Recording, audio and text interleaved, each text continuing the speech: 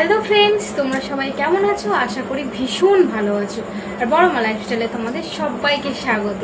তো বেশ অনেকদিন পর তোমাদের সাথে আবারও চলে আসলাম, কারণ তোমরা তো সবটাই জানো আমি আর আগের মতো ডেলি ব্লগ দিতেই পারি না। ডেলি কি, আমি মনে হচ্ছে লাস্ট 2-3 মাস আগে একটা ব্লগ দিয়েছিলাম তোমাদের সাথে, তারপর থেকে আর দেয়াই হয় না। কারণ তোমরা সবাই জানো চিনি বড্ড ছোট, আর আমাকে সবটা একার হাতে সামলাতে হয়, সংসার প্লাস চিনিকে। আর তোমরা জানো নতুন করে আমি আর কি বলবো, ছোট্ট বাচ্চা থাকলে তার কতটা তার পিছনে খাটতে হয়। তো আমার উপর নির্ভরশীল, কারণ চিনি এখনো পর্যন্ত কিন্তু ব্রেস্ট ফিডিং করে। তার জন্যে আমার মিনিটে মিনিটে সেকেন্ড সেকেন্ড চিনিকে খাওয়াতে হয়। হ্যাঁ, ঘুমায়, ও যখন ঘুমায় তখন আমি বাকি কাজগুলো করতে পারি, আর ও যখন জেগে থাকে তোমরা ভালো করেই জানো। আমি ছোট ছোট ভিডিওর মাধ্যমে তোমাদেরকে তো সবসময় দেখাই যে ও যখন জেগে থাকে কোনো কাজই করতে দেয় না, ওর চোখের সামনেই বসে থাকতে হবে এইরকমই। তার ফলে না আমার ভিডিও দেওয়াটা একদম পসিবল হচ্ছে না। কি করা যায় বলো? আজ অনেক কষ্টে চিনি এখন, আর সেই সুযোগেই ভিডিওটাই বানাচ্ছে। আসলে কি বলতো, যখনই মনে করবো আজকে ভিডিও বানাও, আমার না এনার্জি হয় না যে আজকে ভিডিও বানাই। আর আগের মতো নিজের চুল আঁচড়িয়ে সেজে গুজে ভিডিও বানাতে ইচ্ছে করে না। খুব মাঝে মধ্যে ইচ্ছে করলে সে কয়েকটা রিল বানাই, খুব খুব যদি ইচ্ছে করে। আসলে বর আমাকে বলে তুমি তো আর আগের মতো সাজোই না, তুমি তো আর ভিডিও বানাও না আগের মতো। কিন্তু ও বলে যে মেয়ে তো বড্ড ছোট, বানাবে বা কী করে। তাই মাঝে মধ্যে একটু আধটা বানাই। তো ব্লগ বানানো হয় না, এই যে বসে এতক্ষণ হয় না। ওই চিনি যখন আমাকে একটু সুযোগ দেয় ঘুমায় তখন আমি করতে পারি। তো যাই হোক, যে কারণে ভিডিওটা করা। তোমরা আমাকে অনেকেই কমেন্ট করো, বোন তোমার প্রেগনেন্সি জার্নিটা আমাদের সাথে একটু শেয়ার করো। অনেকেই কমেন্ট করো। আমি তেমনভাবে তো রিপ্লাই দিতে পারি না, তো ভাবলাম এটা নিয়ে তোমাদের সাথে ছোট্ট ছোট্ট করে ভিডিও শেয়ার করব।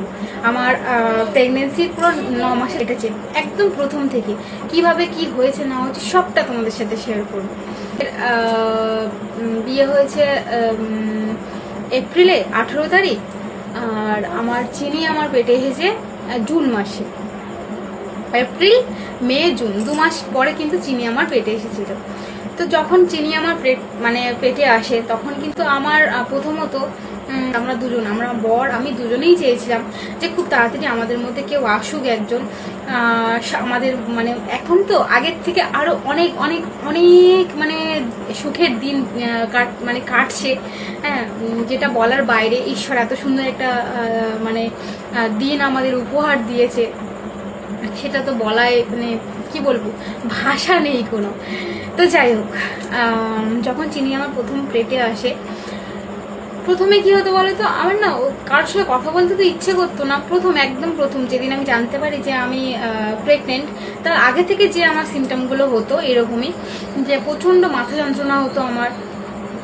তারপরে কিছু তো খেতে ইচ্ছে করতো না। হ্যাঁ, তারপরে খুব জ্বর আসতো, শরীর খুব খারাপ লাগতো, অতটা কথা বলতে ইচ্ছা করতো না। চোখের তলায় আমার দাগ পড়ে গেছিলো, আগেকার ভিডিওগুলো তোমরা দেখলে বুঝতেই পারবে, এরকমই হতো। তো তারপর আমার বর বললো যে তুমি একটা টেস্ট করো, এরকম কেন হচ্ছে, তাহলে বোঝা যাবে। আমার একটু একটু মনে হয়েছিল যে হয়তো আমি প্রেগনেন্ট। টেস্ট করার পর জানতে পারি যে আমার মধ্যে কেউ এসে গেছে। তো তখন আমার বমি, প্রেগনেন্সির জার্নিতে অনেকের কিন্তু প্রচুর বমি হয়। আমার মনে হয় চিনি পেটে থাকতে গোনাগুনতি 2-3 বার বমি হয়েছে। আমার বমিটা একদমই হয়নি বললেই চলে। আমার পেটে 1 মাস পূর্ণ, তখন আমি সেন্টারে কার্ড করতে গেছি। ওই 1-1.5 মাসের মধ্যে আমার কিন্তু কার্ড হয়েছে সেন্টারে। ঠিক আছে, কমেন্ট করেছে আমাকে যে বোন তুমি আয়রন ক্যালসিয়াম কবে থেকে খাওয়া শুরু করেছো। তো আমি কিন্তু আয়রন ক্যালসিয়াম ওই 3 মাস পর থেকেই শুরু করেছি। যখন চিনি 3 মাস হয়েছে, আমার পেটে 3 মাস, তখন থেকে আমি আয়রন ক্যালসিয়ামটা খাওয়া শুরু করেছিলাম। আমাকে তখনই বলেছিল।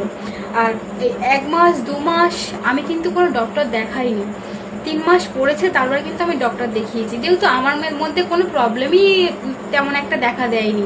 আমার ওই যে প্রথম জ্বর আসতো, এটা তোমাদেরকে বলেছি।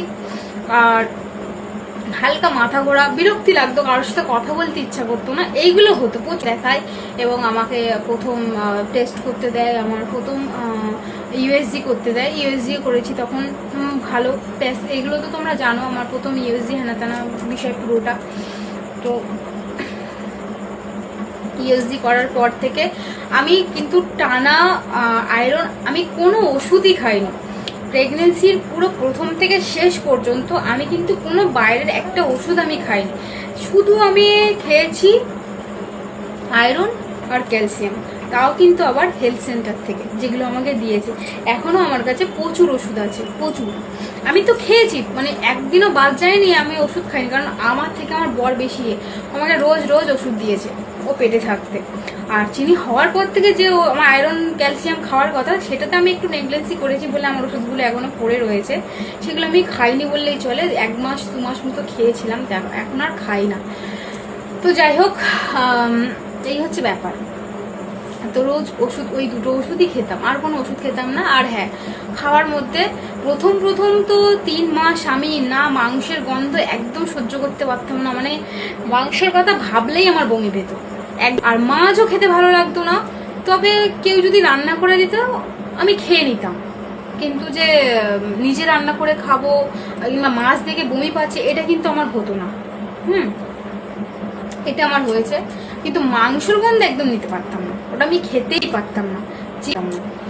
তো যাই হোক, তারপর 3 মাস পর থেকে কিন্তু আমি চিকেন খেতে পারতাম। আর খাবারের মধ্যে ডেইলি আমি ডিম সিদ্ধটা খেতাম।